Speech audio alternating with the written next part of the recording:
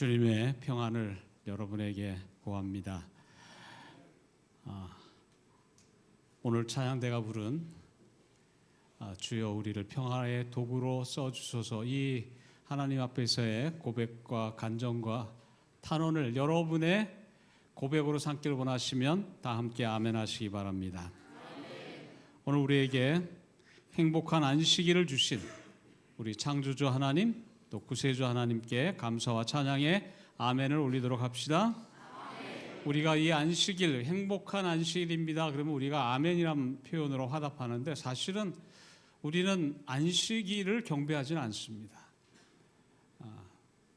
성경에서 아멘이란 단어는 늘 하나님께만 하도록 되어 있기 때문에 우리가 사실 손님을 환영하거나 할 때 또 우리가 아멘을 함부로 하는 건 쉽지 않은 일이에요. 근데 우리가 이 안식일을 행복한 안식이라고 말할 수 있는 유일한 근거는 금요일 오후 3시에 예수님께서 십자가에 달려 돌아가시면서 다 이루었다라고 말씀하셨기 때문에 우리는 안식에 들어갈 수 있게 된 것입니다. 안식일 계명에 엿새 동안 힘써 일하라 그래서 열심히 일했는데도 우리는 여전히 안식일을 맞이하며 완성되지 못한 상태로 우리 삶이 꼴지어 있는 것을 보게 되는 거예요. 그래서 안식일까지 집안일을 해봐요. 7일 동안 일해도 집의 일이 완성이 되던가요? 아니요.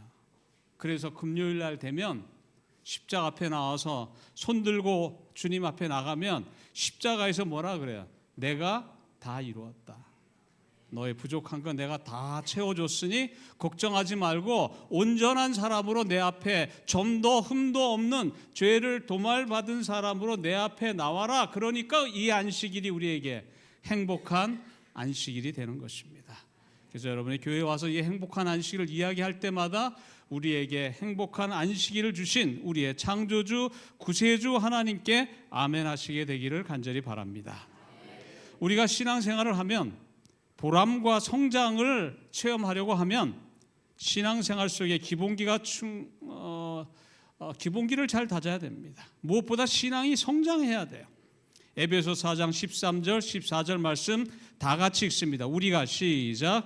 우리가 다 하나님의 아들을 믿는 것과 아는 일에 하나가 되어 온전한 사람을 이루어 그리스도의 장성한 분량이 충만한 데까지 이르리니 오직 사랑 안에서 참된 것을 하여 범사에 그에게까지 뭐할지니라. 이거 우리가 이번 주 동안 우리가 온전하게 된다, 장성하게 된다, 신의 성품에 참여하게 된다, 또 자라난다, 이런 것들이 모두 다 십자가의 은혜로 인해서 하나님이 주시는 선물임을 배우게 되었습니다. 예수님을 영접하고 진리를 알게 될 때 성장하면서 예수님의 충만함까지 성장해 가야 되는 것이에요. 그래서 우리가 가끔 우리 자녀들한테 우리 엄마가 우리 예수님 같으면 예수님이 우리 엄마 같으면 믿겠어요, 이런 이야기 가끔 듣잖아요. 그죠? 네, 고맙죠. 네?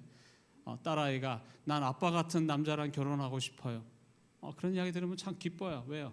나를 통해서 하나님이 드러났다고 생각하니까.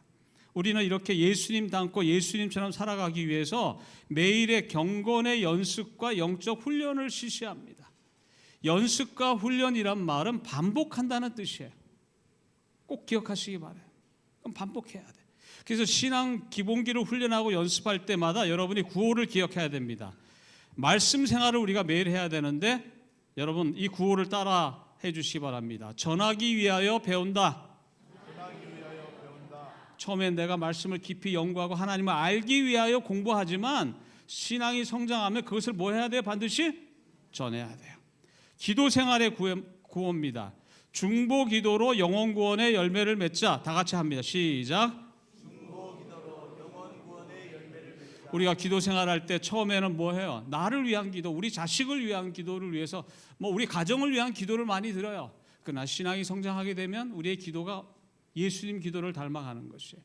중보 기도, 네, 다른 사람의 나보다 어려운 사람을 위해서. 그래서 우리가 병실에 이렇게 뭐 엄마 아빠가 암에 걸려갖고 이렇게 6인실에 입원해 있으면 처음에는 아이고 하나님 우리 엄마 구원해 주세요, 빨리 살게 해주세요, 왜 우리 엄마에게 이런 일이 생겼어요, 원망도 하다가 하나님 우리 엄마만 살려주시면 내가 뭐 열심히 교회. 근데 가만히 보니까 우리 엄마만 아픈 게 아니야. 보니까 더 심한 사람들이 병실에 있는 거예요. 우리의 마음이 그렇게 변해가는 과정이 바로 중보기도로 발전되는 것입니다. 선교생활, 봉사생활 해야 됩니다. 구호예요. 섬기고 나누면 더 행복해진다. 다 같이 합니다. 시작. 더 행복해진다. 네. 성도의 교제, 다 같이 우리 구호를 다 같이 한번 따라서 합시다. 사랑으로 덮어야 하나 된다. 다른 여러분이 사랑은 허다한 허물을 뭐 해준다고요? 덮어주는 거예요. 정말 그것이 국가법이 말하는 뭐 성폭력이나 뭐 이런 엄청난 비윤리적인 일이 아니라면 내 살아가면서 뭐 하는 소소한 것들을 다 이렇게 좀 덮어주고 갈 거야. 너그럽게. 특별히 이 대도시 교회는 오늘 우리 안 교장님이 참 재밌는 이야기를 했는데 저희 어머니도 삼천포세요. 경상도 사람들끼리 만나면 꼭 싸우는 것 같아. 자기들끼리. 근데 가보면 하나도 자기들끼리는 아무렇지도 않아요. 제가 수업 시간에 이렇게 대도시 교회의 성도들 사이에 가장 큰 문제 중에 하나가 지역색이에요. 타 지역에서 온 사람들, 충청도 사람과 서울 사람, 충청도 사람과 경상도 사람, 경상도 사람과 호남 사람이 만나면 오해가 생겨요. 왜요? 말이 다르고 언어가 다르고. 예를 들어서 뭐 이번 주 7시에 만납시다 약속할 때 충청도 사람은 말하는 방식이 좀 다르더라고요. 오해가 생기는 거예요. 그러나 그것은 뭐가 아니에요? 죽고 사는 진리의 문제가 아니에요. 다를 뿐이에요. 나쁜 게 아니에요. 무슨 이야기인지 아시겠습니까? 그건 나쁜 게 아니에요. 선교사가 와가지고 우리 된장국 먹는데 어떤 선교사가 똥냄새가 난다는 거예요. 얼마나 제가 화가 나는지. 네? 그래서 제가 불렀어요. 우리 한국 사람들은 된장 이름만 들어도 입에서 침이 고이는 사람이 얼마나 많은데, 그래서 너희들 먹는 음식은 어떤 줄 알아? 어떤 때는 너희들 음식이 사람 음식 같지 않아. 내가 그랬더니 얼굴이 빨개져요. 네? 종종 그건 좋고 나쁜 게 아니에요. 다를 뿐이에요. 그죠? 태국 사람이 좋아하는 음식, 아프리카 사람이 좋아하는 음식이 뭐 할 뿐이에요. 다를 뿐이에요. 사랑으로 뭐 해야 돼요? 그 다름을. 그래서 미국의 그 어떤 초등학교 갔더니 그림이 하나 있는데 백인이 있고 흑인이 있고 아시안이 있고 여러 사람들이 있는데 하나님 우리를 다르게 만들어 주셔서 감사합니다. 네? 다 똑같으면 어때요? 안식일날 교회 왔더니 여집사님들이 다 똑같은 신발을 신고 왔어. 네? 다 헤어스타일이 똑같아. 안경테도 다 똑같아. 그러면 그런 교회 나가고 싶어요? 안 나가죠. 제가 보니까 어떤 여집사님은 새 신발을 신고 왔는데 다른 여집사님이 똑같은 신발 신고 왔다고 그 다음 안식일날 다른 신발 신고 오시더라. 여러분, 다름은 나쁜 게 아니고 뭐 한 거예요? 다양한 것이 좋은 거예요. 꽃도 빨간색만 있으면 어때요? 노란색도 있고 초록색도 있고 이상한 색깔도 있어요. 제가 옷집에 가보면 저한테는 이상한 옷인데 그 옷이 팔리는 옷이에요. 어떤 사람은 제가 물었더니 이 옷 좋아하는 사람 많아요 그래요. 뭐 할 뿐이에요? 다를 뿐이에요. 십자가 중심의 삶을 살아야 되는데 이건 오늘 설교 마칠 때 제가 구호를 여러분과 함께 나누도록 하겠습니다. 2차 세계대전 당시에 모든 독일에 있는 교회가 히틀러를, 여러분 히틀러 아시죠? 우리 독일 국민을 구원해 줄 하나님의 사신이라고 칭송하고 목사들이 모여서 히틀러를 위한 구국기도회를 열었어요. 그런데 그 당시에 교회가 유대인은 예수님을 십자가에 못 박아 죽인 족속이기 때문에 그들을 죽여도 된다고 하는 신학적인 근거를 제시하던 시절이에요. 그런데 젊은 목사 본 해퍼라는 목사님이 잘못됐다, 그것은 성경의 가르침이 아니다라고 설교하면서 30대에 그가 감옥에 갇혔습니다. 그리고 그가 죽기 전에, 감옥에서 죽기 전에 쓴 책이 제자가 되는 대가라는 책이에요. The Cost of Discipleship이라는 책이 우리나라 말로 번역이 되어 있어요. 이 책에 이런 말이 나옵니다. 싸구려 은총은 교회의 적이다. 오늘 우리는 고귀한 은총을 위해 싸우고 있다. 여러분, 싸구려 은총이란 무엇입니까? 하나님 사랑 깨닫지 못하고 교인 되는 것이에요. 하나님께 죄를 참회하고 고백하지 않고 교인이 되는 것입니다. 그렇다 보니까 헌신 없이 은총받고 사랑받고 이해받기만 원하는 것이에요. 그게 싸구려 신앙이라는 거예요. 예수님처럼 자신이 고난과 죽음과 부활에 대해서 예수님이 처음으로 제자들에게 이야기하신 사건이 있었어요. 그러자 사도 베드로가 화를 내면서 예수님 절대 그러시면 안 됩니다. 절대 십자가로 가시면 안 됩니다. 그러자 예수님께서 표정이 바뀌시면서 사단아 물러가라 그래요. 내가 하나님의 일을 생각하지 않고 사람의 일을 생각하는구나. 그러면서 예수님께서는 매우 놀라운 말씀을 우리에게 주십니다. 우리가 주님을 영접하고 영생을 얻고 평안을 누리고 하나님의 능력으로 살아가기를 열망한다면 어떻게 해야 되는지를 분명히 밝히셨는데 마태복음 16장 24절 말씀입니다. 다 같이 읽습니다. 아무든지 시작. 아무든지 나를 따라오려거든 자기를 부인하고 자기 십자가를 지고 나를 쫓을 것이니라. 그런 다음에 예수님이 하시는 말씀이 내가 목숨 거니 너희를 구원하기 위하여 내가 목숨 거니 너희도 목숨 거는 사랑으로 나와 함께 하겠느냐 하는 말씀을 하세요. 네? 생명을 얻고자 하는 자는 잃을 것이요 생명을 내놓는 자가 얻을 것이다. 그 말씀이 바로 그 이야기예요. 자기를 부인하고 자기 십자가를 지어야 예수님의 제자가 된다는 게 과연 무슨 뜻일까? 먼저 자기를 부인한다는 것, 그게 무슨 의미인지 좀 살펴보겠습니다. 우리가 침례받을 때 우리의 죄악된 과거를 물속에 장사 지낸다는 고백을 잊지 않는 것입니다. 침례받을 때 내가 물에 들어가지 않아요. 목사님이 나를 물에다 뭐 해줘요? 집어넣어줘요. 그건 영적으로 나는 죽는다는 뜻이에요. 내 과거를 죽인다는 뜻이에요. 내 정과 욕심을 십자가에 못 박는다는 뜻이에요. 그리고 물속에서 나올 때도 내 힘으로 나와야 돼요? 아니요, 목사님이 건져줘야 나오는 거예요. 그러니까 구도자 잘못하면 그냥 바로 꺼낼 것도 한 10초만 더 있으면 뭐 그냥 숨이 막혀 막 캑캑거리고 나옵니다. 가끔 버티는 구도자 침례 받을 때 한 30초쯤 물에다 담궈 놓을까 하는 생각이 들 때도 있어요. 우리가 죄악된 세상을 살다 보면 분명히 물속에 뭐 했는데 장사 지냈는데 내 자아가 번듯 살아나는 거예요. 다 용납할 수 있을 줄 알았는데 어떤 사람 한마디에 욱 하고 올라오는 것이에요. 네?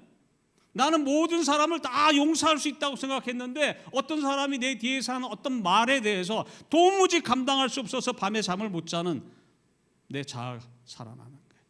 근데 사도 바울도 고린도전서 15장 31절에 이렇게 고백하고 있습니다. 다 같이 읽습니다. 형제들아, 다 같이 읽습니다. 형제들아, 내가 그리스도 예수 우리 주 안에서 가진 바 너희에게 대한 나의 자랑을 두고 단언하노니 나는 날마다 죽노라. 언제 죽었는데? 침례 받을 때 이미 죽었는데 내 자아가 뭐 하니까? 살아나니까 매일 어떻게 해야 돼요? 매일 죽어야 돼. 종종 우리가 침례받고 오랜 신앙하면서도 우리가 말씀대로 살지 못할 때 절망할 때가 있어요. 매일의 위선감, 죄책감에서 해방되는 유일한 길은 바로 십자가 앞에 나아가서 다시 내 자신을 십자가 앞에 있는 그대로 내어놓고 다시 내가 재침례받는 경험을 하는 것이에요. 그게 제가 지난주에 말씀드렸던 주님 앞에 내 발을 내놓는 경험이에요. 주님이 발을 또 씻어 주십시오. 자기를 부인한다는 것은 겸손히 주님의 십자가 앞에 서서 자신의 죄됨을 고백하고, 주님, 제가 신앙생활 30년 해도 50년 해도 60년 해도 여전히 당신이 필요한 죄인입니다. 고백하는 것이에요.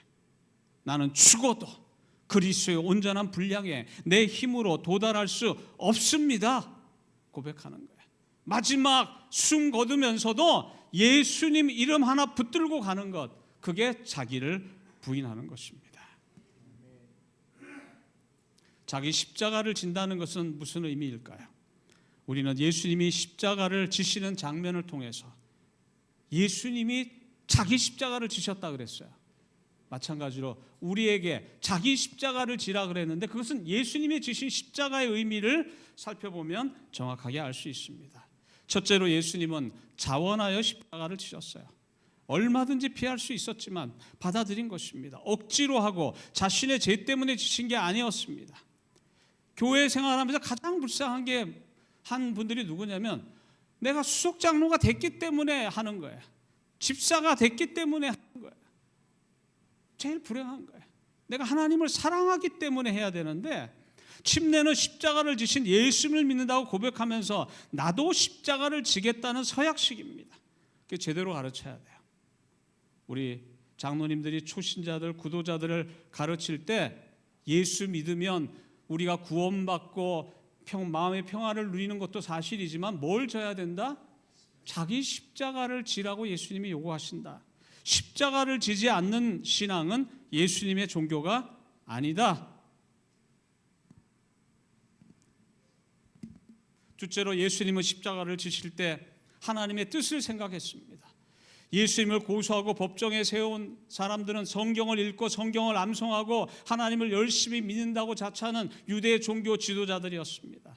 예수님을 3년 반이나 따라다니던 제자 가룟 유다는 배신했고, 나머지 제자들은 다 부인하고 도망가 버렸습니다. 그를 무시하며 재판한 빌라도도, 그를 괴롭힌 로마 병정들, 그리고 그를 조롱하고 비웃는 수많은 자칭 하나님의 백성들, 그리고 견디기 어려운 신체적인, 정신적인, 영혼의 괴로움, 예수님은 그런 것을 바라보지 않으시고 그 자리로 인도하신 하나님의 뜻만을 집중했습니다.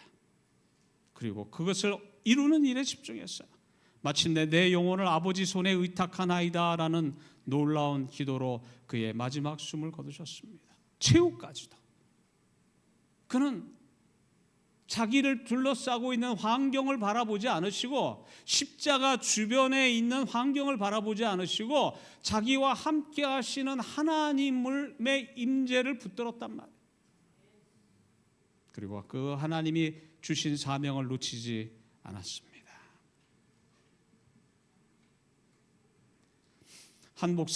미국에 있는 한 목사님의 비서가 교통사고를 당했어요. 미국은 작은 교회도 목사님이 잡무를 하지 말라고 교회 교인들, 재정 있는 분들은 비서를 고용하기도 하고, 자원봉사로 이게 신실하신 분들 가운데 이렇게 목회실 사무를 돕도록 해요. 그 비서 중에 한 분이 교통사고를 당했어요. 여집사님인데 남편이 이 사고로 시력을 잃었고, 또 이 비서인 분도 오랜 치료와 요양이 필요한 상황이었어요. 병실에 방문하면 참 목사님들이 이렇게 신실한 분들이 이렇게 어려움을 겪으면 어떤 때 뭐라고 위로해야 될지 잘 모르겠어요. 이 목사님도 뭐라고 위로할지 몰라갖고, 집사님, 제가 집사님 위해서 기도드릴게요. 그러자 이 비서 하시는 집사님이 말합니다. 목사님, 죄송하지만 뭐라고 기도해 주시겠어요? 당연히 당신도 빨리 회복되고 남편도 시력이 회복되게 해달라고 기도드려야죠. 그러자 비서가 환한 음성으로 이렇게 말했어요. 목사님, 죄송하지만 한마디만 추가해 주세요. 내가 당한 이 시련과 고난이 헛되지 않게 해달라고 기도해 주세요. 무슨 이야기예요? 내가 겪는 이 고난과 어려움이 모든 것이 합력하여 선을 이루시는 절대적인 주권을 지니신 하나님의 섭리 아래서 이루어짐을 놓치지 않게 해달라는 것이에요. 참새 한 마리도 하나님이 허락지 않으시면 땅에 떨어지지 않게 하신다는 그 하나님의 절대적인 우리 삶을 향한 주권이 우리 삶 속에 그 일이 일어나도록 허락하셨을 때, 거기에 나를 향한 하나님의 어떤 섭리가 있는지를 깨닫게 해달라는 것이죠. 네? 여러분, 오늘 여러분이 어떤 처지에 처하든지 그 일 속에 함께 하시는 하나님의 뜻을 놓치지 않게 되길 바랍니다. 우리 아이 중에 하나가 좀 많이 아파가지고 병원에 입원했는데 같은 병실에 있는 그 환자 중에 화상 입은 아이가 하나 있었어요. 나중에 사연을 듣고 보니까 조카인데 고모가 동생 아이를 돌보는데 뭘 잘해주려고 이렇게 압력솥에 막 삼계탕을 끓이다가 그게 어떻게 잘못돼가지고 뜨거운 물이 아이한테 튀어가지고 화상이 입은 거예요. 그러니까 지금 엄마 아빠한테 이야기도 못하고 그냥 병원에 지금 입원해서 돌보고 있는 거예요.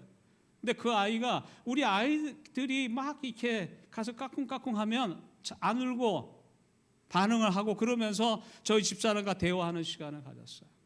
그러다가 집사람이 그를 위로하고 기도해주고 그 다음에 원목실에 하는 예배하는 곳에도 인도하고 또 오늘의 신앙을 해서 공부하고 그러고 나서 퇴원한 다음에 우리 삼육대학교회를 방문했는데 이 대학교회는 자기한테 좀 안 맞는 것 같아 그래서 저희가 묵동교회를 소개했어요. 처음으로 묵동교회 가는 날 그분이 묵동에 살거든요. 문을 열고 딱 나왔는데 앞문에서 있는 분이 정장을 하고 가방을 들고 나오더래요. 어디 가냐고 그래서 나 교회 간다. 어느 교회 가냐고 묵동교회 간다니까 나 그 교회 집사라 그러더래. 그 교회에서 침례받았어요. 어느 날 그 아이들이 삼육대학 와서 삼육대학에서 졸업하고 어느 날 제가 이렇게 차를 타고 가는데 그분이 우리 그 삼육동 주변에 버스에 앉아갖고 교과 공부를 하고 있더라. 제가 묵동교회 주말부흥에 갔는데 그분 계시냐 그랬더니 손을 번쩍 들고 이렇게 확 한다시더라. 오늘 여러분의 삶이 어떤 처지에 처하든지 간에 그 일 속에 하나님께서 우리를 통해서 뭔가 이루시려고 하는 섭리가 뭘까를 고민하고 해야지 그 고난 자체에 집중해서는 안 된다는 이야기예요.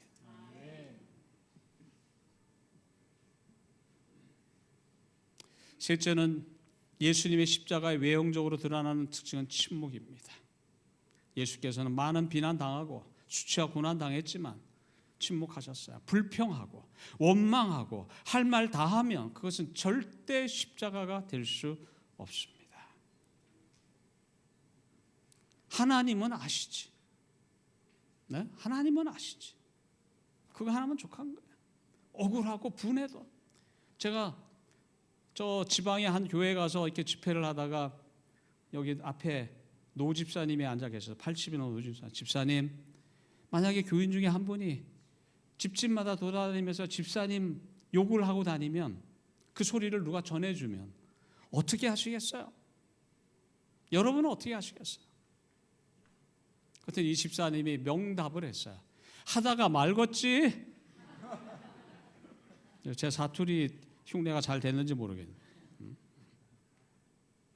하나님의 일을 하다가 부당한 비난을 당해도 열심히 안 했으면은 그런 비난도 없어요. 근데 열심히 하면 할수록 이상하게 비난하는 사람들이 있어요. 십자가를 지고 가는 사람들을 비난하는 사람들이 있어요. 그리고 안 된다고 이야기하는 사람들이 있어요. 해도 소용없다고 하는 사람들이 있어요. 부당한 비난을 당해도 묵묵히 참고 믿음으로 하나님만을 바라보고 계속 나가는 십자가의 삶을 추구하게 되기를 간절히 바랍니다. 넷째, 예수님은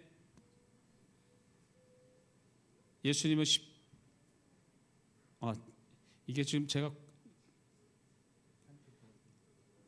화면이 조금 예수님은 십자가를 지심으로 제가 PPT 편집을 잘못한 것 같습니다. 예수님은 십자가를 지심으로 우리를 구원하셨습니다.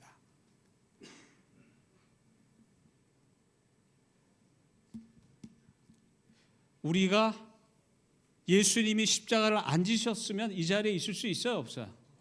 소망이 있어요, 없어요? 오늘 우리도 십자가를 짐으로 다른 사람을 구원하라고 하는 예수님의 모본인 것입니다.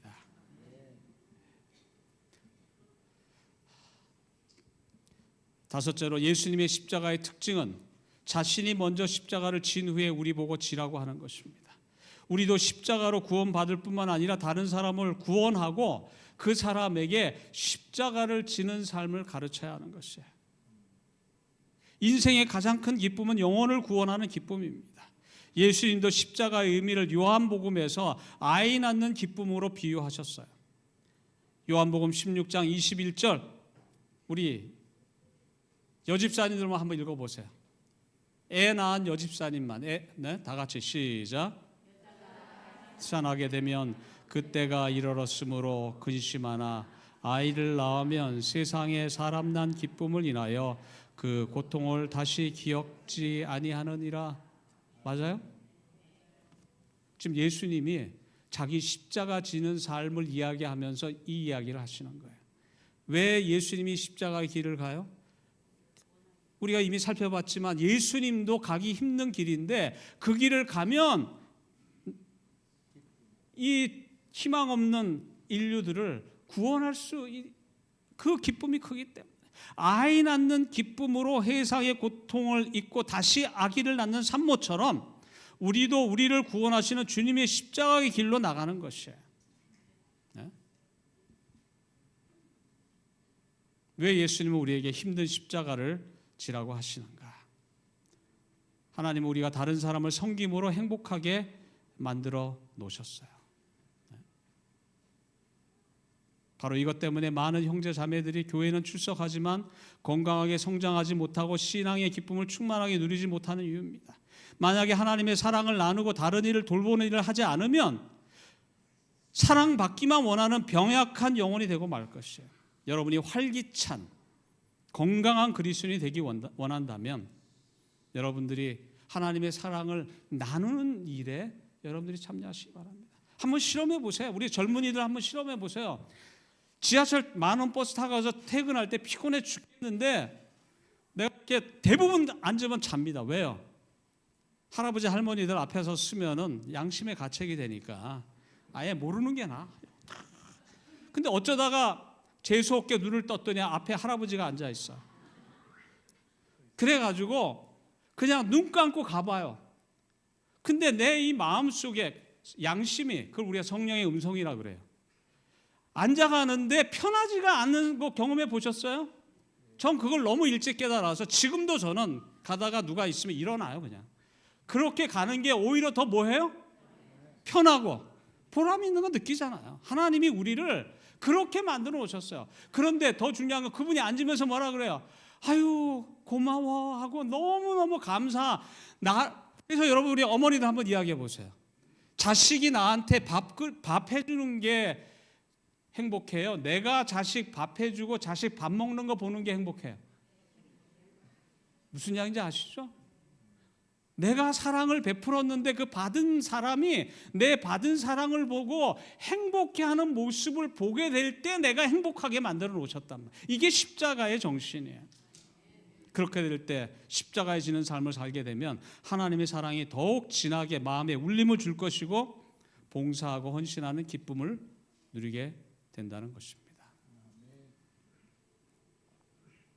하나님은 우리가 다른 사람을 섬김으로 행복하도록 만들어 두셨다. 독일 신학자 토마스 캠픽스가 말합니다. 참고 견디고 십자가를 져라. 그러나 그리하면 마지막에 십자가가 너를 져줄 것이다. 왜 지기 힘든 십자가가 우리에게 이런 변화를 가져옵니까? 고린도전서 1장 18절 다 같이 읽습니다. 십자가의 도가 시작. 십자가의 도가 멸망하는 자들에게는 미련한 것이요 구원을 얻는 우리에게는 하나님의 능력이라. 능력. 바로 이것이 십자가의 신비예요. 십자가는 우리를 변화시키는 능력이 있어요. 어떤 고난도 감당할 수 있는 힘을 줍니다. 어떤 어려움 속에서도 우리 마음에 기쁨과 소망과 보람을 안겨주는 것입니다. 제가 거의 지금부터 30여 년 전에 그러니까 제가 그때 안수 막 받고 이제 30 갓 넘었을 때 지방의 한 교회에서 십자가의 정신과 삶을 주제로 기도주의를 인도한 적이 있어요. 이게 사실 이렇게 목사가 이렇게 설교자가 올라와서 설교를 할 때 교인들이 여러분 이 앞에 있는 목사님 쫓아내는 방법 간단해요. 팔짱을 끼시면 돼. 그리고 환한 표정으로 탁 지켜보든지 고개를 숙이든지 반응을 안 하면 설교 오래 못합니다. 근데 이 젊은 목사가 이게 단에 딱 올라 제 인생에 젊었을 때 사모님 2분이 계세요. 하나는 돌아가신 유일기 목사님 사모님이고, 제가 전도사 때 갑자기 뭐 어떤 학원의 사정 때문에 제가 본당에 가서 이렇게 통역을 하게 됐는데, 원고 없이, 실력도 없는 사람이 뭐 할 때마다 저 뒤에서 고개를 끄덕끄덕 거리시는 거예요. 얼마나 용기가 되는지. 이 지금 지방의 한 교회 가서 젊은 목사가 집회하는데, 상당히 큰 교회였어요. 그 나이 많으신 사모님이 저 뒤에 앉아가지고 제가 설교를 할 때마다 그냥 고개를 끄덕거리면서 아멘 하는데, 이 팬클럽이 있으니까 얼마나 이 목사가 용기가 나는지 몰라. 네? 그리고 끝나고 나면 오늘 너무 은혜 받았다고 그러고. 근데 금요일 날 딱 올라갔는데 사모님이 안 보이는 거예요. 그래서 열심히 십자가와 십자가가 우리 삶에 미치는 그 은혜에 대해서 말씀을 마치고 나왔는데, 인사를 쭉 교인들과 하는데 사모님이 어디서 나타나셔가지고, 목사님 오늘 감격적인 음성으로 이야기하는 거예요. 우리 교회에 아주 소소한 일로 교회에 안 나오는 두 집사가 있다는 거예요. 여러분, 교회에 그렇게 안 나오는 사람들이 아주 소소한 일이에요. 김치 몇 포기 할까? 100포기. 아이고, 그 손이 이렇게 적어갖고 어떻게 해? 뭐 그 말 한마디에 상처받아라. 네? 칼국수 끓이다가, 옛날에 우리 칼국수 많이 끓였잖아요. 네? 수석 집사님 와서 간을 보더니 왜 이렇게 짜? 그랬더니 그 말 한마디에 상처받고 그 다음 날부터 안 나. 자기들이 생각해도 창피해. 사모님이 이번에 젊은 종이 와서 설교를 하는데 너무 은혜로우니까 오라고 한 주 내내 전화하는데, 아유 창피해서 어떻게 가. 그 다음에 이제 자기가 생각해도 창피해. 안 나온 이유가 못 나오겠는 거예요. 두 분이 싸웠어요. 아주 소소한 일로. 그러니까 둘 다 안 나오는 거예요. 그랬더니 사모님이, 그 교회가 이렇게 2층에 잠옷반이 있는데, 이 잠옷반이 그 저녁 제피 때는 깜깜해요. 그 잠옷반이 깜깜하니까 거기 살짝 왔다가 예배 시작하면 들어왔다가 끝나면 딱 나가면 되잖아. 끝나기 전에. 딱 왔더니 누가 있어요? 사모님만 있는 게 아니라 그냥 싸웠던 집사님이 있는 거예요. 여러분 기억하세요? 우리 원수는 마귀지 성도가 아니에요. 네? 직원회 때 싸우는 목소리 높이는 장로님들 회개하시기 바랍니다. 네? 네, 주방에서 다른 집사님들 흠하고 반찬이 맛있느니 맛없느니 흠하는 분들 다 회개하세요. 네? 두 분이 이제 사모님 가운데 있고 양쪽에 앉아 설교를 듣기 시작해요. 그런데 그날 두 집사님은 말씀을 통해서 예수님 십자가를 보고 예수님 만나는 경험을 하게 됐어요. 마음이 부드러워지는 변화를 있게 되었어요. 그리고 나서 기도하는 시간이 되었는데, 쭈삣쭈삣하니까 사모님이 나이가 많으니까 그럴 거예요. 손을 쫙 하고 여기 와! 딱. 그리고 사모님 먼저 기도하고, 네가 나이 많으니까 네가 먼저 기도하고 그 다음에 네가 기도해. 이렇게 이제 사모님이 딱 이렇게 권위가 있었어요. 사모님이 기도하고 나이 많은 집사님이 기도하는데, 이분이 뭐라 그래요? 십자가를 보기 전에는 상대방의 죄가 더 커 보였는데 십자가를 보니까 내 죄가 커 보이기 시작한 거야. 하나님, 제가 잘못해서 안 나왔는데 지금 보니까 제가 더 잘못했어요. 하나님, 제가 더 죄인이고 제가 더 큰 잘못했어요. 용서해 주세요. 또 어린 집사님 뭐라 그래요? 아니에요, 하나님, 제가 더 잘못했어요. 누가 먼저라 할 것 없이 두 사람은 개인 기도 시간에 눈물을 쏟으면서 자신들의 죄를 먼저 고백하고 화해 포옹을 하고 헤어졌다는 것이에요. 이 변화는 지식으로 되지 아니하고 노력으로 되는 변화가 아니에요.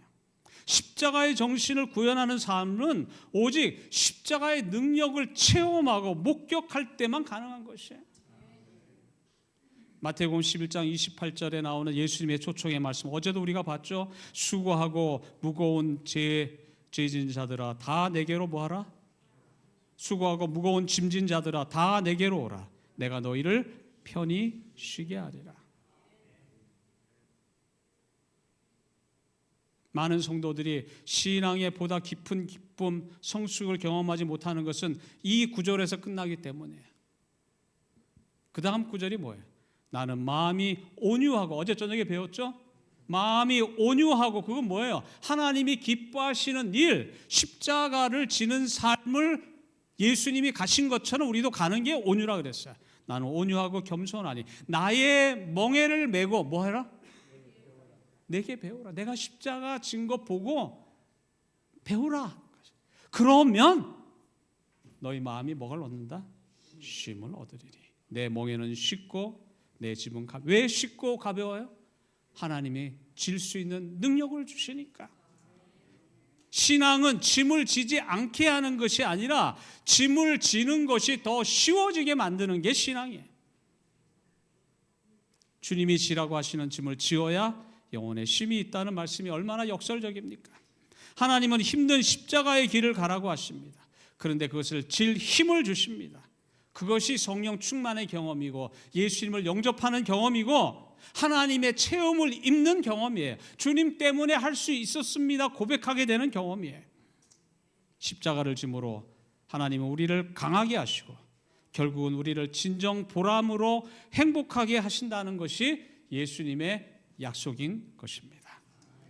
자, 신앙 기본기 9호, 이제 우리 앞에 한 건 다 했으니까 십자가 중심의 삶 다 같이 한번 해봅시다. 십자가를 져야, 다 같이 시작. 십자가를 져야 열매 맺고 성장하는 참된 쉼이 있다. 아멘. 누가복음 9장 23절에 마태복음 말씀에 한 단어가 더 추가되어 있어요. 다 같이 읽습니다. 아무든지 시작. 아무든지 나를 따라오려거든 자기를 부인하고 날마다 자기 십자가를 지고 나를 쫓을 것이니라. 어떤 단어가 하나 더 추가되어 있어요? 날마다. 사도 바울이 뭐라 그랬어요? 나는 날마다 뭐한다? 똑같은 말이에요.